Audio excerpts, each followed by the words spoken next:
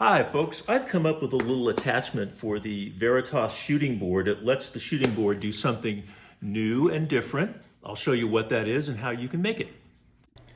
The Veritas Shooting Board is great if you want to make little adjustments to end grain, and here I'm doing that with the Veritas Shooting Plane. It's also great if you want to make little adjustments to this type of miter like you might use for a picture frame. So that's nice and smooth and a nice perfect 45. But what if you're making a box with mitered corners? The Veritas Shooting Board is not designed to help if your box is taller than your plane blade. But there's an easy way to make the shooting board more useful if you're a box maker. All it takes is a couple pieces of plywood and a couple of bolts. With about 90 minutes of work, you can make this little gadget that attaches easily to the shooting board. The gadget is sometimes called a donkey's ear, but I think that's a misnomer. A real donkey's ear would kind of droop over the side of a workbench. I thought about naming it after some other part of the donkey, but since it functions like a donkey ear, I'm going to stick with the misnomer. Donkey ear it is. I made my donkey ear using the Shaper Origin handheld CNC. I think that or another CNC is well suited for the project because it makes it easy to cut the sort of super accurate 45-degree angle you're going to want for the ramp on the donkey ear. But having said that, I think if you make it with traditional woodworking tools, you'd be okay because, as I'll show you on the video, there's a degree of adjustability and tunability after you've made it. If you're interested, the plans and instructions are completely free. I've got those posted on a project sharing site called Shaper Hub that's run by the Shaper Tools people. There's a link in the description, and I should mention I've got no affiliation at all with Veritas or with Shaper Tools. I'm just a retail customer. The Veritas shooting board is designed with a replaceable sub-fence, and that sub-fence attaches with 2 1/4-inch bolts. The donkey's ear auxiliary fence uses the same bolt holes as the regular sub-fence. It's very fast to swap in the donkey ear when you want to use it.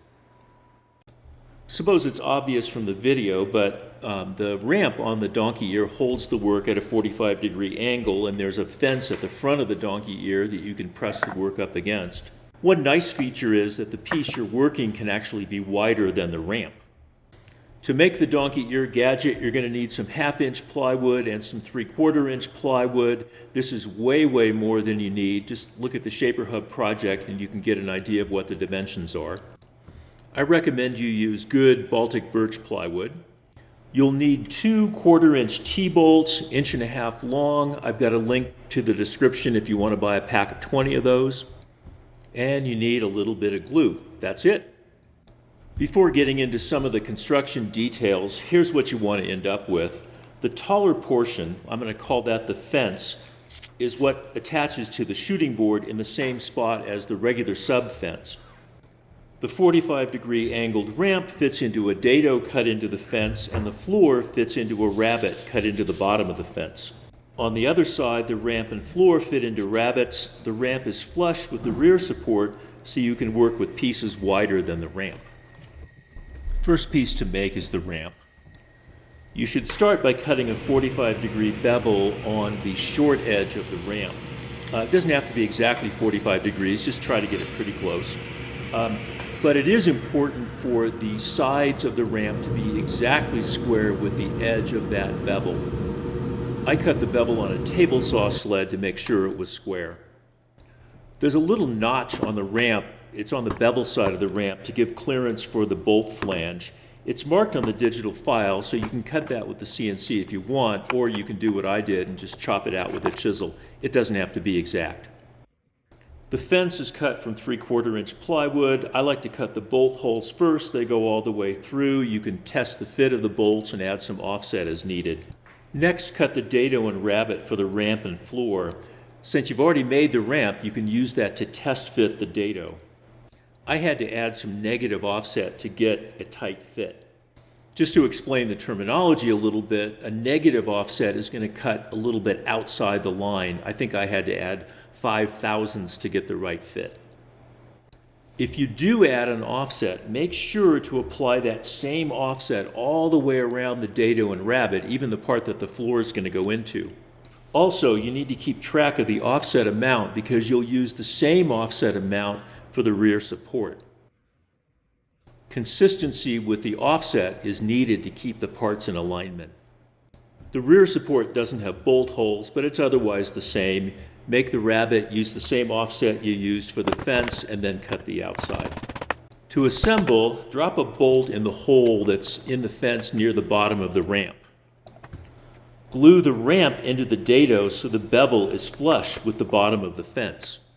That little notch you cut into the ramp is going to hold the bolt captive. Now you can glue the floor into the fence and glue the rear support into the ramp and floor. I used a pin nailer to hold it together. You could clamp it, of course. Since the first bolt is captive, it's kind of nice to keep the other bolt captive so you won't be losing one of the bolts. I just use a little bit of hot glue. This is the part of the video where I grovel for your support. Give me a thumbs up. Come on, it doesn't cost you anything. Subscribe to my channel if you like this type of content. Thanks very much. When the glue is dry, you can bolt the donkey ear fence to the shooting board in place of the normal sub-fence. You should notice that when you haven't yet tightened down those mounting bolts, there's some up and down play in the donkey ear. Now, when you're actually using it, you're going to tighten down those bolts, but we're going to use that up and down play to make some adjustments until it's true. A piece of 3/4-inch scrap softwood is helpful for the adjustment.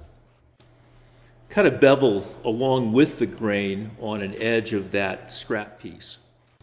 With the donkey ear in place and bolted securely, plane until you're getting a uniform cut across the whole bevel.